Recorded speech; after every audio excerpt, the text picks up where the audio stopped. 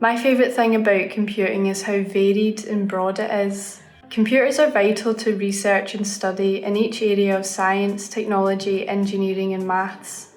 This year, for Ada Lovelace Day, we've asked our researchers to share how they use computers in their work and what they're excited for computers to do in the years to come. My field of research is rehabilitation, and I take information from our muscles every time that we move in order to understand health, disease, or injury. Without computers, this research just wouldn't be possible. I take information from our muscles through the electricity that happens every time that there is an ionic interaction. So every time that we move, electricity is happening. This electricity is then taken through some sensors that convert that into signals that we can see in the computer and that we can analyze so we can understand if we're okay, if we are contracting better with, say, one intervention or worse, or if our brain through the spinal cord and up to the muscles are not sending the right signals that might tell us that something is going on underneath it. So without computers, there would be absolutely no research in this field and many others. My research area is in numerical analysis. So, what I'm interested in particular? Well, I'm interested in differential equations, that is, equations that involve derivatives and are used to model physical and biological phenomena. Those equations live in a pen and paper universe. However, they cannot be always solved just by using pen and paper methods. It is there where scientists in my field come into play. We discretize such an equation and come up with a discrete problem that lives in the computer universe. This leads to a different problem than the original one, and we have to make sure that its solution is close enough to the solution of the pen and paper differential equation.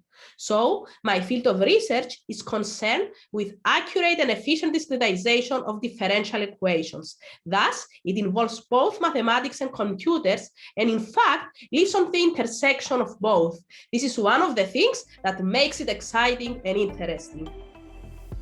I'm interested in how planets form and then evolve. So far, we have discovered more than 4,500 extrasolar planets. And then, as you can see in the schematic picture, some of these planets look very similar to each other, but none is identical to one another.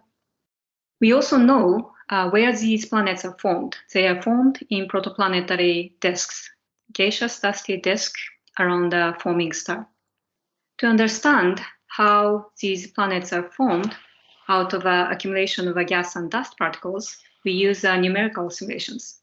This allows us to study planet formation, which normally takes about 1 million years to about a few 100 million years within a short period of time, like about a week or so. So to do that, we can specify initial disk models and then also choose initial locations and initial properties of seed planets like this. And then we run simulation, and then we see a protoplanet grows. They migrate towards the central star, they scatter off of each other, and then they eventually form a planetary system.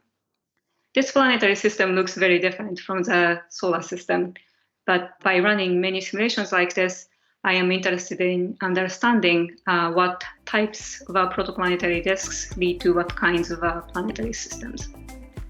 I want to talk to you about what I think the future of computing is.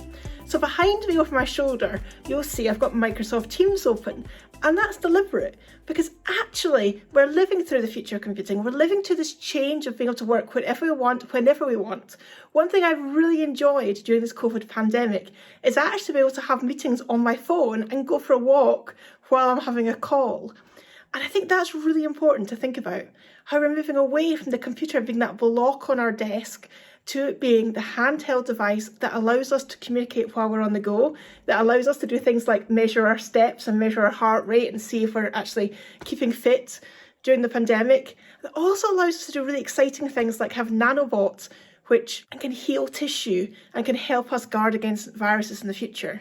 So for me, the future of computing is not about these machines behind me, it's about the small things that we wear that allow us to communicate in different ways. As you can see, computers are used by our researchers for everything, from measuring how our muscles work, to solving complex equations, to simulating the birth of planets. However, some of the most exciting innovations today are in the ways we use computers for our personal well-being and everyday interactions. What are you excited to see computers do next?